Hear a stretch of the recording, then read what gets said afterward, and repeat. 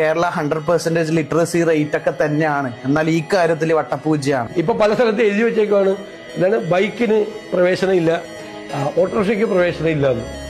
അപ്പൊ ഈ ബൈക്കുകാരന്റെയും ഓട്ടോറിക്ഷക്കാരന്റെയും കാശ് മേടിച്ചിട്ടാണ് ഇത് പണിതേക്കുന്നത്. അവൻ അടിച്ചേക്കണ പെട്രോളിനും മേടിച്ചിട്ടുണ്ട് ഈ 18 രൂപ. മനസ്സിലായേ? അങ്ങനെ ചെയ്ത പൈസയാണ്.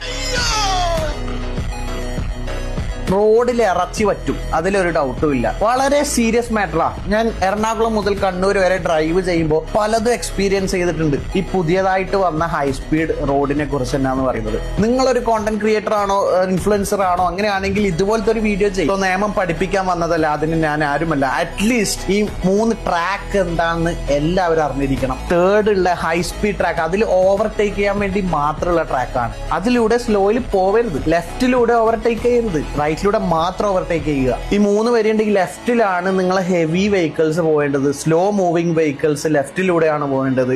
നടുവിലെ നിങ്ങൾ ക്രൂസ് ചെയ്യുക.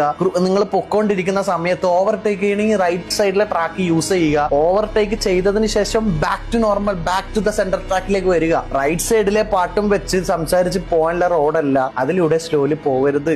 അതേപോലെ റോഡ് ക്രോസ് ചെയ്യാൻ ഒരു ഓപ്ഷനും ഇല്ല ഇവിടെ. ആൾക്കാർക്ക് ക്രോസ് ചെയ്യാൻ പാടില്ല. അത് നിങ്ങളെ വീട്ടിലുള്ളവർക്ക് പറഞ്ഞു കൊടുക്കുക. നിങ്ങൾ വയസ്സിൽ മൂത്തവരുണ്ടാവും, ഡ്രൈവിംഗ് അറിയാത്തവരുണ്ടാവും, പുതിയതായിട്ട് ഈ റോഡ് കാണുന്നവരുണ്ടാവും. കാരണം ഞാൻ നിങ്ങളെ പറയുന്നതല്ല, ഇത് ഓൾറെഡി ഒരുപാട് സംഭവിച്ചു കഴിഞ്ഞു. വലിയൊരു അപകടം ഒഴിവാക്കാൻ നമ്മളെല്ലാവരും ഒത്തുചേർന്നിരിക്കേണ്ടിയിരിക്കുന്നു. പിന്നെ ബൈക്ക് ഏറ്റവും കൂടുതൽ ഇതിന്റെ അകത്ത് ബൈക്ക് ഇപ്പോഴേ കയറാൻ തുടങ്ങി. സോ ഇവിടെ ബൈക്ക് റെസ്ട്രിക്ട് ചെയ്തത് നിങ്ങൾക്ക് സ്പീഡ് എടുക്കാൻ പറ്റാത്തത് കൊണ്ടല്ല. വൺസ് നിങ്ങൾ റോഡിലേക്ക് വീണ് കഴിഞ്ഞാൽ ഒരാളും നിങ്ങളെ സഹായിക്കില്ല. നിങ്ങളെ മുകളിലെ കയറി ഇറങ്ങും വണ്ടി. കാരണം ബ്രേക്കിംഗ് ഡിസ്റ്റൻസ് എന്ന് പറഞ്ഞാൽ 1-2 സെക്കൻഡ് കൊണ്ട് ഈ 100 വരുന്ന വണ്ടി സ്റ്റോപ്പ് ആവില്ല. നിങ്ങളെ മുകളിലെ കയറി ഇറങ്ങും 100% ഉറപ്പാ. ഇനിയിപ്പം ബൈക്ക് കയറ്റിയിട്ട് ഒരു ആക്സിഡന്റ് സംഭവിച്ചതിന് നിങ്ങൾക്കോ ബൈക്കിന് ഒന്നിനും ഇൻഷുർ കിട്ടൂല. കാരണം നിങ്ങൾ ഇല്ലീഗലി ആണ് അവിടെ ബൈക്ക് ഓടിച്ചത്.